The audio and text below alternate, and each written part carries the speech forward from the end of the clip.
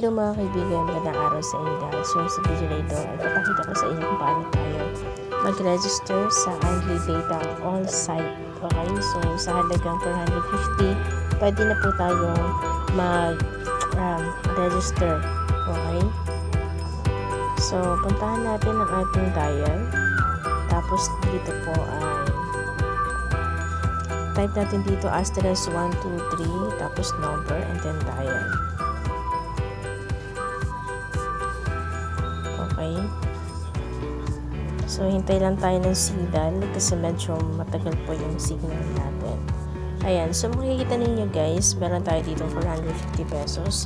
So, ito po hindi lahat ng SIM card ay meron po tayong meron pong Andly Data. Okay. So, ang gagawin lang natin dito, click lang natin yan. Tapos, piliin po natin yung number 1. Then, click natin yung send. Tapos, hanapin ulit natin dito or piliin ulit natin dito yung number 1. Okay, so click natin. Tapos, click natin yung send. Then, dito mga kaibigan, may dalawang choices. Okay, so, pwede tayo magpa-register ng 175. Pwede rin tayo mag-register ng 449, which is 450 na rin. Okay? So, ang gagawin natin dito, click lang natin yung number 2. Yan. Tapos, click natin yung send. Okay? So, click natin yung send. And then, dito po, ayan, makikita ko natin dito, get Andly Data for all sites. Okay? So, 30 days na po siya mga kaibigan. Andly Data po ito. Okay? So, sayang naman kasi naman mag-label tayo dito na 50, ganun. So, ito po ay